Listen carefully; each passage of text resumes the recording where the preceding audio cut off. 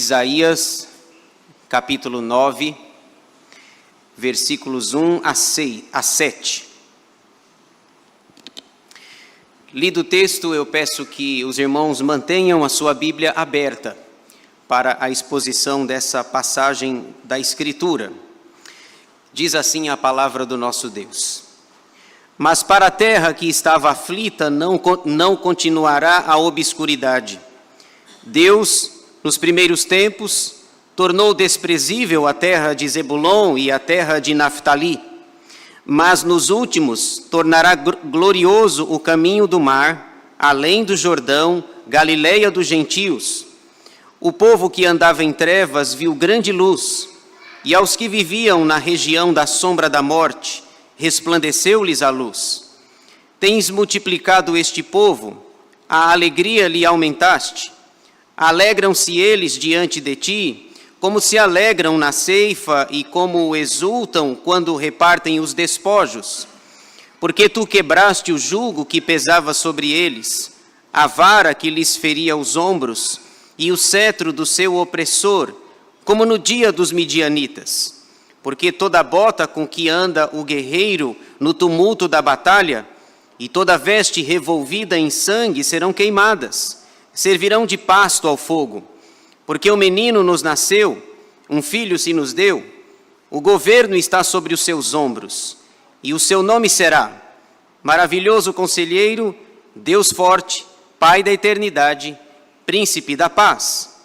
Para que se aumente o seu governo e venha a paz sem fim sobre o trono de Davi e sobre o seu reino, para o estabelecer e o firmar mediante o juízo e a justiça, desde agora e para sempre. O zelo do Senhor dos Exércitos fará isto. Amém.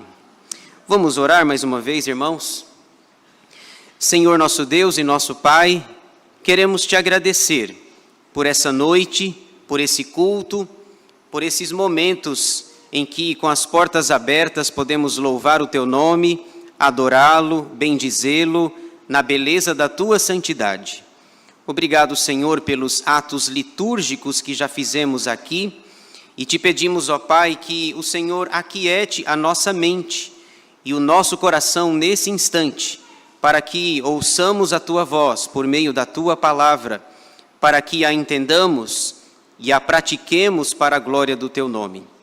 Que não fale eu, mas fale o Espírito Santo através da minha vida, para o ensino, a proclamação da tua palavra, a nossa edificação e crescimento.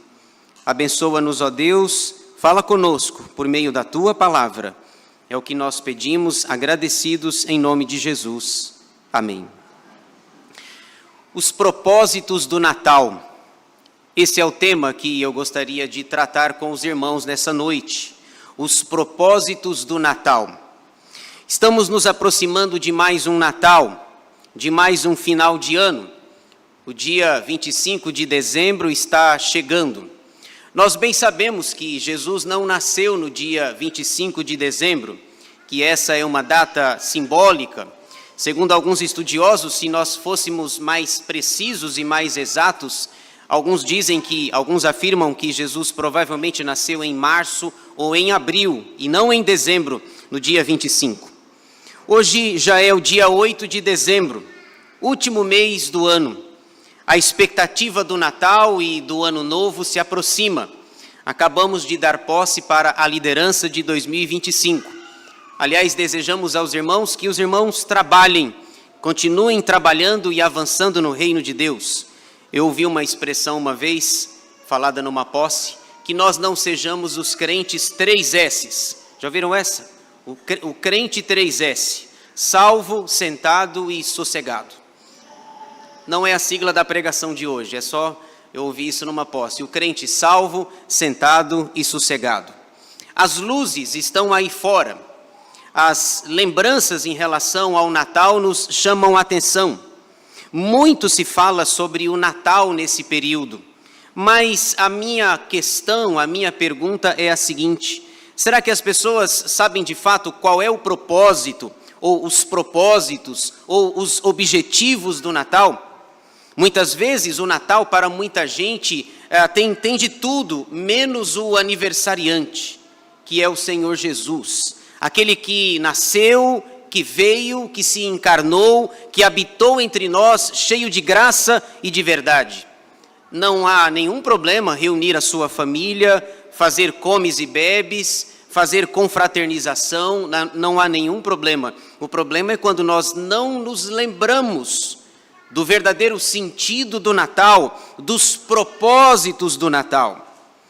E nesse texto que nós lemos, o profeta Isaías vai chamar a nossa atenção justamente para esse fato, para esse ponto, os propósitos do Natal. Quais os objetivos? Por que Jesus deveria nascer? Por que ele deveria vir ao mundo? É o que Isaías vai ensinar para nós aqui, nesse texto, nos versículos de 1 a 7 que nós lemos. O contexto de Isaías é um contexto complicado. O povo de Deus, na época do profeta Isaías, estava enfrentando problemas, dificuldades, por conta dos seus pecados, por conta de se terem desviado de Deus, abandonado a palavra do Senhor. Isaías foi chamado por Deus para anunciar uma mensagem de esperança. Se vocês observaram na leitura do texto, o texto começa falando de trevas, de escuridade, de uma situação complexa e adversa que estava sendo vivida pelo povo de Israel. Interessante que Isaías é considerado por alguns estudiosos como o evangelho do Antigo Testamento. No Novo Testamento nós temos 4 evangelhos, Mateus, Marcos, Lucas e João, mas o profeta Isaías é considerado o grande evangelho do Antigo Testamento, porque é Isaías quem mais fala sobre o Messias, é Isaías quem mais fala sobre salvação. Ele vai proclamar essa vinda, a chegada do Messias, a chegada do Salvador, Jesus Cristo. Olha que interessante. O livro de Isaías tem 66 capítulos e ele está dividido em 2 partes. Dos capítulos 1 a 39 falam sobre julgamento, o julgamento de Deus na vida do povo de Israel e das nações por estarem afastadas dele. Então, capítulos 1 a 39, julgamento. Capítulos 40 a 66, poderíamos resumir numa palavra, e a palavra é salvação. Se você se lembrar, por exemplo, lá no capítulo 40, a primeira expressão do capítulo 40 de Isaías é: consolai, consolai, povo meu, diz o Senhor. Veja que a palavra muda completamente, até o capítulo 39, falando de julgamento, de escuridão, de trevas, de dificuldades. Quando chega no capítulo 40, a primeira palavra é de consolo: consolai, consolai, povo meu, diz o Senhor. Uma curiosidade que eu aprendi recentemente, fantástica. A segunda metade de Isaías vai do capítulo 40 até o capítulo 66. Se você observar, do 40 a 66, dá 27 capítulos. Esses 27 capítulos estão divididos em 3 partes. Cada parte é de 9 capítulos, fala de um assunto. Por exemplo, capítulos 40 a 48 fala sobre a pessoa do Pai. Capítulos 49 a 57 fala sobre a pessoa do Filho. É onde a gente encontra aqueles textos que falam sobre as profecias sobre o servo de Deus. Por exemplo, Isaías 53, a profecia sobre o servo sofredor, que ele foi moído pelas nossas transgressões. E do capítulo 58 até o 66, fala sobre o Espírito Santo. Então veja, 1 a 39, julgamento. 40 a 66 fala de salvação. 9 capítulos falando do Pai, 9 capítulos falando do Filho e 9 capítulos falando do Espírito Santo. 9, 9, 9. 9 vezes 3, 27. É por isso que a primeira palavra do capítulo 40 é: consolai, consolai, povo meu, diz o Senhor. Esse povo precisa de consolo. Aqui no nosso capítulo, o 9, está tratando sobre o julgamento de Deus. E esse julgamento ele vai ser meio que abafado e diminuído com a chegada ou com a promessa de alguém que vai nascer no futuro. E Isaías vai mostrar então os propósitos do Natal, personalizados na pessoa de Jesus. Veja só então Como começa o texto? Versículo 1. Mas para a terra que estava aflita não continuará a obscuridade. Deus, nos primeiros tempos, tornou desprezível a terra de Zebulon e a terra de Naftali. Mas nos últimos tornará glorioso o caminho do mar, além do Jordão, Galileia dos gentios. Observem, se a sua Bíblia é igual à minha, a versão ARA, Almeida, Revista e Atualizada, a primeira palavra do capítulo 9 é mas. Uma conjunção adversativa, mas, porém, contudo, todavia, entretanto.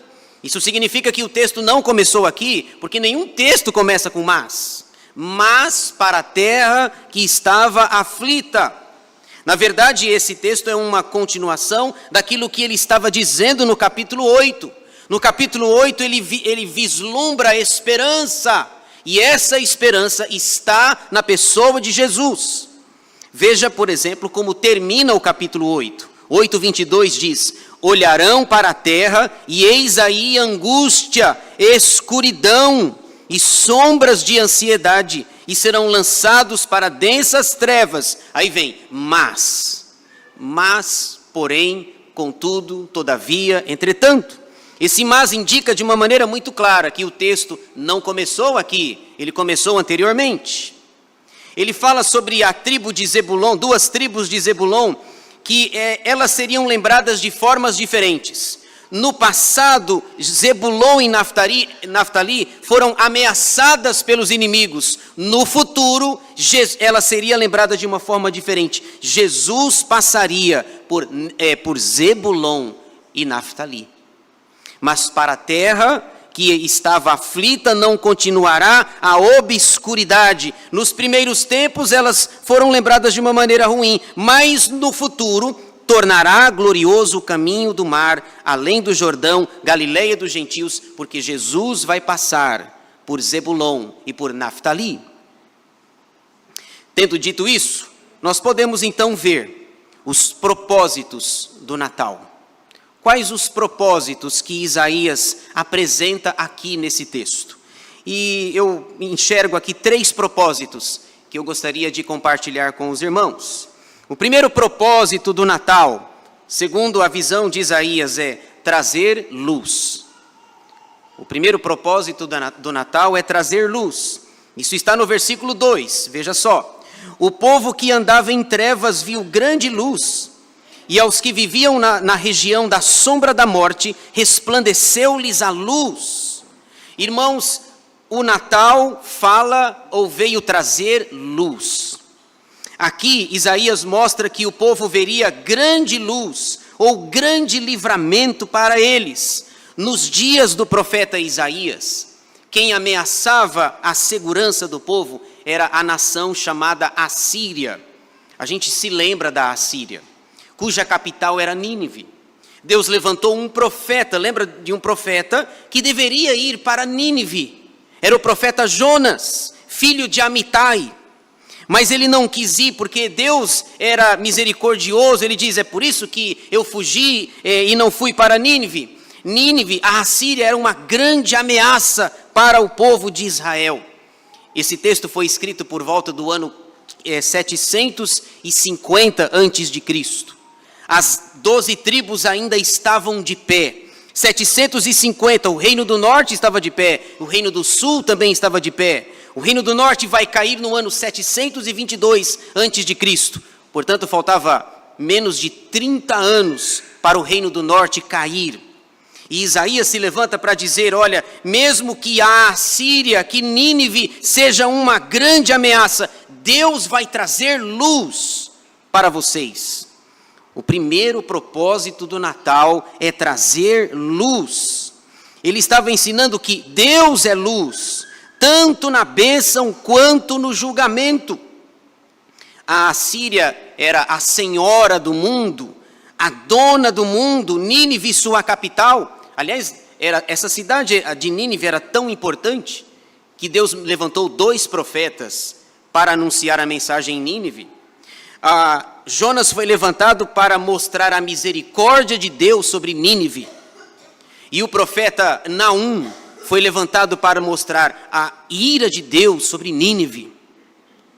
Os ninivitas se convertem na geração de Jonas e voltam a praticar o mal na geração de Naum.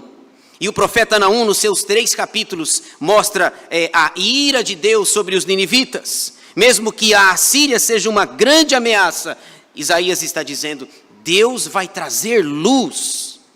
Nós cantamos agora há pouco, né? O coral cantou aqui, eu falei, opa, esse aqui é o primeiro ponto do sermão. O Natal, a perspectiva da luz. Natal fala de luz. Se eles estavam enfrentando esses problemas todos, era por causa da desobediência, por causa dos seus pecados, por estarem afastados de Deus, mas mesmo assim Deus diz, eu vou trazer luz para vocês. E não são essas luzes que vocês veem piscando aí, que já começaram, né? As luzes piscando, mas em janeiro essas luzes serão apagadas, é a luz verdadeira. O profeta diz ainda no versículo 2, e aos que viviam na sombra da morte, resplandeceu-lhes a luz. Mesmo com a ameaça dos assírios, eles não podiam perder a esperança, porque Jesus é a luz. Isso vai ficar mais claro no Novo Testamento. Lá em João, no capítulo 8, Jesus estava conversando com seus discípulos, discursando diante dos fariseus, e ele diz algo muito interessante em João 8,12, falando que, como cumprimento desse texto aqui, João 8,12, eu sou a luz do mundo, quem me segue não andará em trevas, pelo contrário, terá a luz da vida. O que Isaías está dizendo em Isaías 9,2, que o Messias traria luz, 750 anos depois, Jesus se levanta para proclamar e dizer, eu sou a luz do mundo. Quem me segue não andará nas trevas. Você e eu precisamos agradecer a Deus, porque um dia, irmãos, essa luz resplandeceu em você, resplandeceu em mim. Essa luz brilhou em nosso coração e ela mudou a nossa concepção, a nossa percepção, a nossa perspectiva de vida. A luz, as trevas saíram e agora veio a luz. Paulo diz claramente em Colossenses 1,17 que na pessoa de Jesus, ele nos tirou do império das trevas e nos transportou para o reino do Filho do seu amor, um reino de luz. O reino de Deus é um reino de luz. O reino de trevas é o reino do diabo. É o reino do anticristo. Apocalipse mostra que o anticristo ele vive num ambiente sombrio, de trevas, ele não gosta de luz.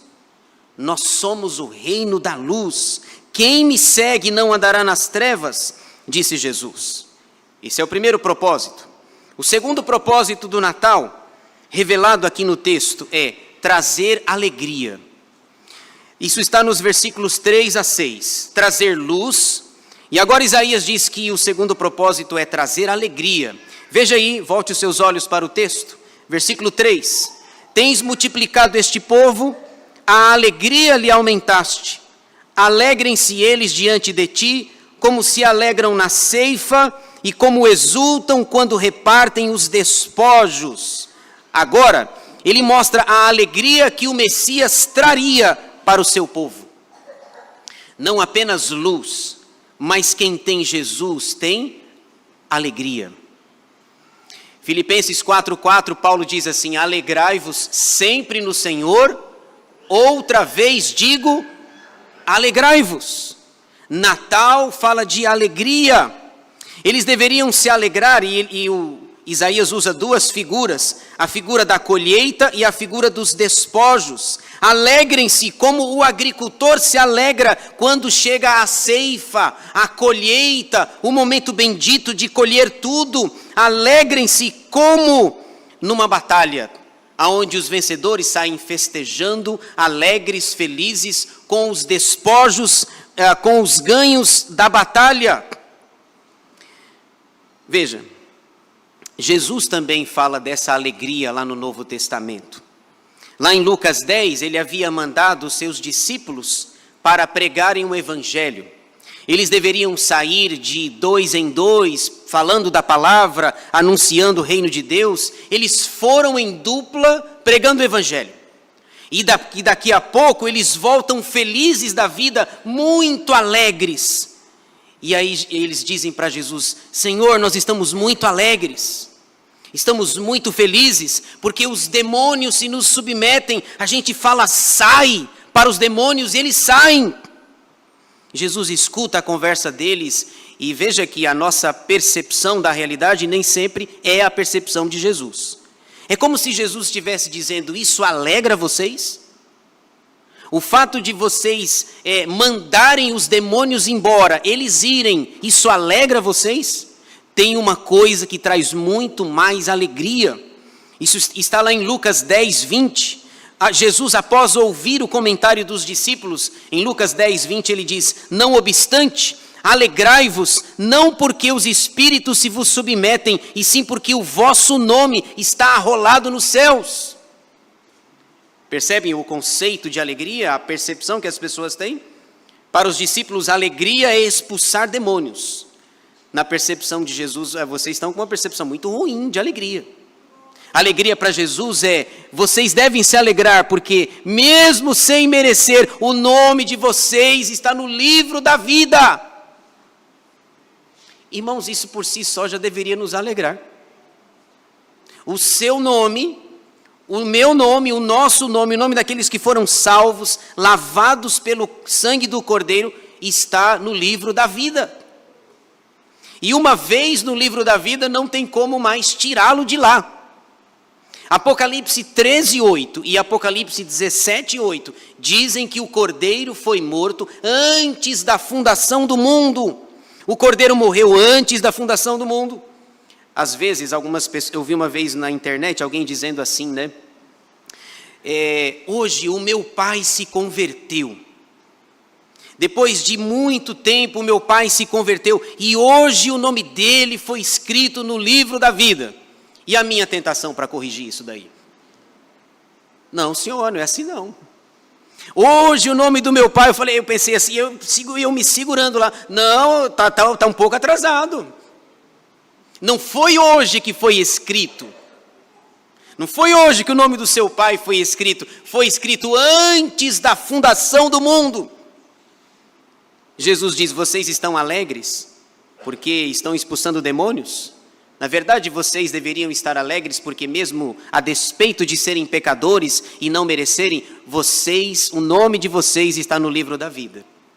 Aí Jesus aproveita e diz assim: vocês estão alegres porque expulsaram demônios? Aí em Lucas 10, 18 ele diz assim: eu via Satanás caindo do céu como um relâmpago. E tem um detalhe: Jesus não disse eu vi. Jesus disse eu via. Qual é a diferença? É que eu vi é uma teologia. E eu via é totalmente diferente. Afinal, uma coisa é uma coisa. E outra coisa é outra coisa. Jesus não disse eu vi. Jesus disse eu via. Eu vi é algo passado, realizado. Mas Jesus usa o verbo eu via. É algo contínuo. A queda de Satanás se deu por um processo. Eu via Satanás caindo do céu, perpassando todas as páginas do Antigo Testamento. A queda de Satanás não foi de uma vez. Lá em Apocalipse 12 ainda é descrito Miguel lutando contra o arcanjo, contra Satanás, contra o dragão. Então a queda de Satanás na Escritura é um processo. E Jesus diz: vocês estão alegres por isso? Vocês deveriam se alegrar, porque o nome de vocês está no livro da vida. Versículo 4. Porque tu quebraste o jugo que pesava sobre eles, a vara que lhes feria os ombros e o cetro do seu opressor, como no dia dos midianitas. Midianitas é uma palavra interessante aqui. Midianitas faz você lembrar de quem? Gideão. Lembra de Gideão? Juízes, lá no início do livro, Juízes 6, 7, 8. Depois vem o filho dele lá no capítulo 9, o Abimeleque. Gideão era um homem tímido, temeroso. o pastor está falando dos temperamentos, nas nossas categorias aqui, melancólico ao extremo, Gideão.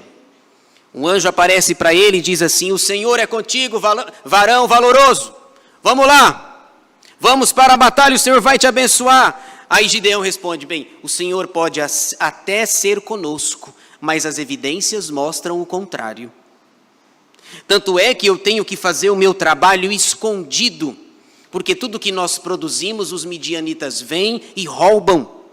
Aí ele faz aquele teste, lembra do teste da lã?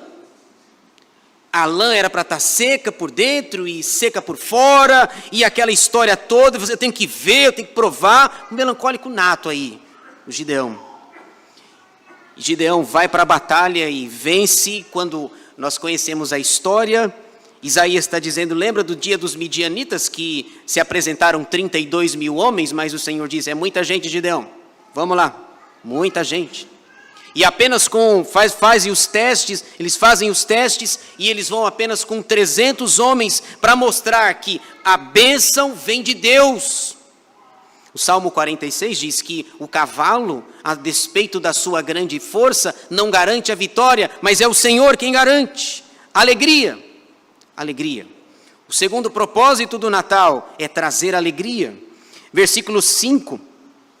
Porque toda bota com que anda o guerreiro no tumulto da batalha, e toda veste revolvida em sangue serão queimadas, servirão de pasto ao fogo. Alegria por quê? Agora vem o versículo que você conhece. Eu até falei na pastoral sobre o versículo 6. Alegria por quê? Porque o menino nos nasceu, um filho se nos deu. O governo está sobre os seus ombros, e o seu nome será Maravilhoso Conselheiro, Deus Forte, Pai da Eternidade, Príncipe da Paz. Alegria por quê? Por causa desse menino que iria nascer. O menino em que, quando as autoridades estavam diante deles, todas as pessoas, quando Jesus era bebezinho, ainda na manjedoura, todas as pessoas que se aproximavam de Jesus e aquilo que era falado dele, o pai e a mãe ficavam admirados das coisas que se falavam de um bebê, aparentemente normal, mas não havia lugar para eles na hospedaria. Ele nasce numa manjedoura.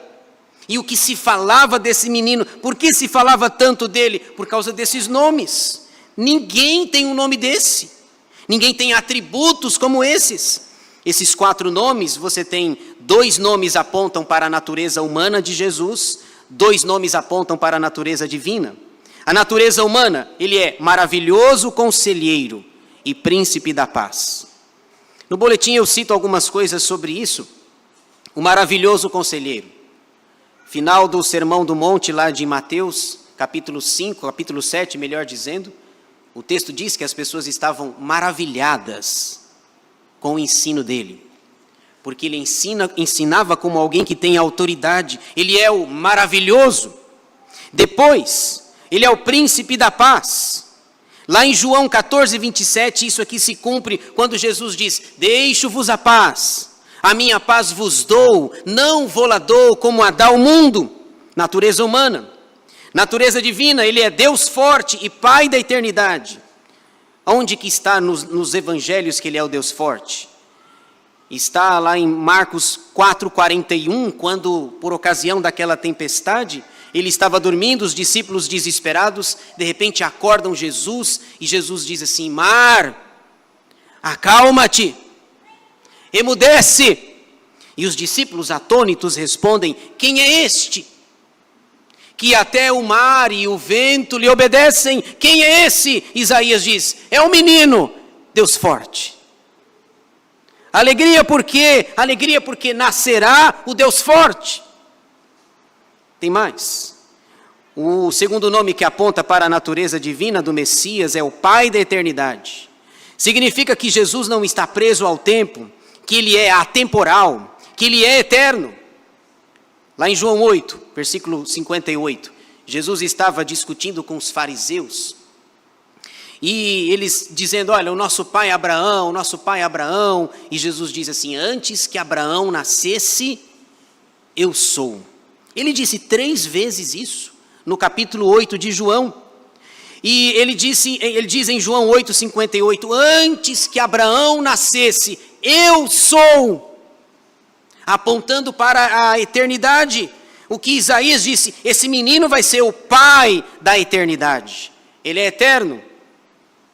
Diz o Salmo 90, versículo 12, de eternidade a eternidade, o Senhor é Deus. Terceiro e último propósito, para nós fecharmos aqui. Primeiro propósito do Natal, trazer luz. Segundo propósito, trazer alegria. E agora, terceiro propósito, trazer paz.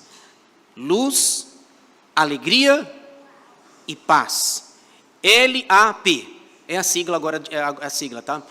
L de luz, A de alegria, P de paz. Se não, vejamos o versículo 7. O texto vai falar exatamente sobre paz. Verso 7, para que aumente o seu governo e venha paz sem fim sobre o trono de Davi e sobre o seu reino, para o estabelecer e o firmar mediante o juízo e a justiça, desde agora e para sempre. O zelo do Senhor dos Exércitos fará isto. Finalmente, ele mostra que o Messias iria trazer paz sem fim. Um dos propósitos de Jesus vir ao mundo era trazer paz. Ele é o descendente de Davi, aquele que traria uma paz duradoura. Irmãos, e veja, uma das coisas que o mundo mais necessita hoje é do quê? De paz. O nosso mundo, eu tenho a impressão que o nosso mundo parece um barril de pólvoras, não é verdade? A gente ora semanalmente aqui nas nossas reuniões de oração de terça e de quinta. Orar pelas guerras, Israel e Hamas, Israel e Hezbollah, Israel e mais alguém que queira vir brigar.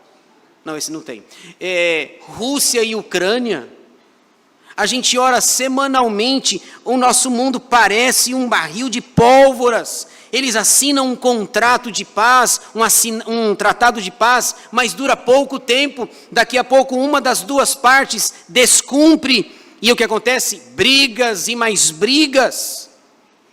Eu me lembro, por exemplo, no dia da final da Copa do Mundo de 2006, 9 de julho de 2006, França e Itália. A Itália foi campeã, ganhou nos pênaltis.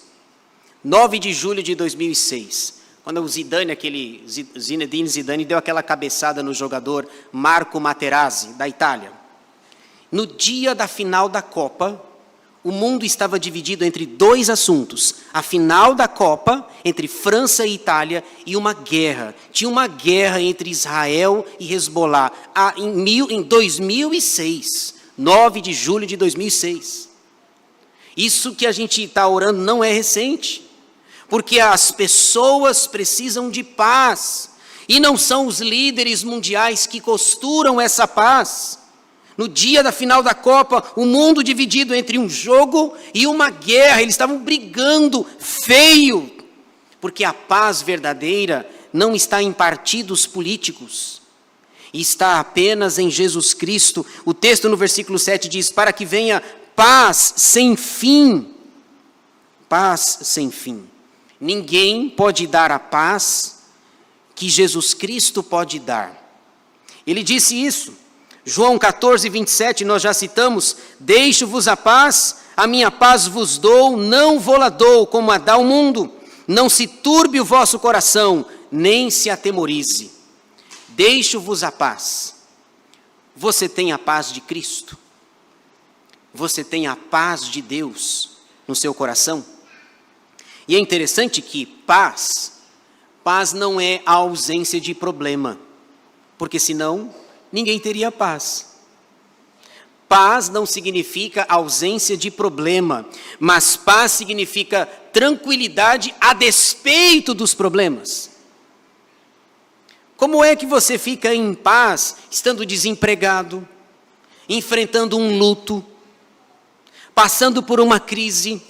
Como é que você fica em paz quando você recebe uma notícia que um ente querido seu foi diagnosticado com uma enfermidade, estado terminal?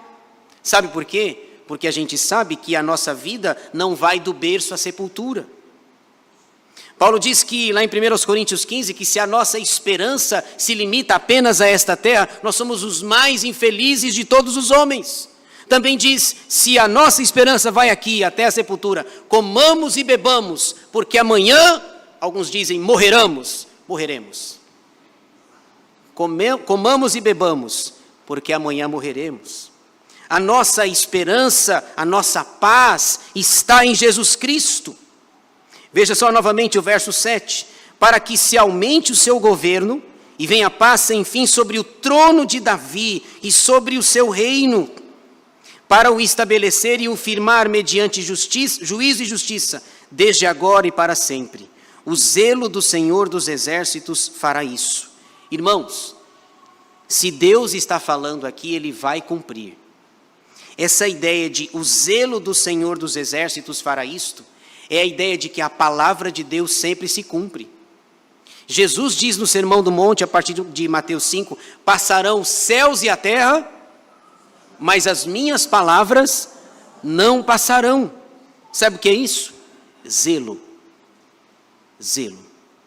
O zelo do Senhor dos Exércitos fará isto. Se Deus está dizendo que vai trazer luz, Ele trouxe. Se Ele está dizendo que vai trazer alegria, Ele trouxe. E se Ele está dizendo que vai trazer paz, Ele trouxe. E aqueles que já entenderam o verdadeiro sentido do Natal têm as três coisas. Você tem luz no coração, você tem alegria no seu coração e você tem paz no seu coração. É interessante, irmãos, isso que as pessoas percebem isso. Esses dias foi alguém lá em casa consertar uma porta lá. E eu estava em casa, recebi o profissional, foi arrumar a porta, e ele começou a conversar, e eu, a paisana, em casa, claro, né, a paisana, de chinelo, tal, short, chinelo havaianas, a paisana, e quieto, e ele fazendo o serviço dele lá, e daqui a pouco ele falou assim, você é da igreja? E aí eu falei assim, mas por quê? Por que você está dizendo isso? Porque o seu semblante é diferente. Eu falei, eita. Como assim? E eu fui puxando. Ele falou, aí eu falei, daqui a pouco eu revelo a minha identidade. Daqui a pouco eu revelo. Mas por que o senhor está dizendo isso? O teu jeito, a tua expressão, o teu rosto traz luz. Eu falei, Jesus amado, luz? Pensei até naquele texto lá eu falei, eu vou colocar o véu, pastor. Fazer igual Moisés. Coloca o véu, mas o Moisés foi esperto lá. Passou o tempo, não tinha mais brilho nenhum, e para o povo achar que ele estava brilhando, continua com o véu, sem luz. Aí eu falei assim, olha, eu sou da igreja. Eu sou da igreja. E eu não tinha falado nada para ele. Nada. Ainda bem que eu não estava esbravejando também, porque ele ia perceber também, né? Ele disse, sim, sou da igreja. Aliás, vou falar uma coisa para o senhor. Eu sou pastor. Sem aparência e sem formosura. Mas eu sou pastor. Puxa, que igreja? Igreja presbiteriana. Aí o papo continuou. Agora veja, eu achei aquilo curioso, porque eu não tinha falado nada. Na verdade, eu queria que ele fizesse o serviço logo. A porta estava ruim, estava empenada, e eu queria que mais é que ele consertasse e fosse embora. Diz, você é da igreja? Sabe por quê? Porque aqueles que conhecem Jesus têm luz, têm alegria e têm paz. Que Deus nos abençoe. Amém.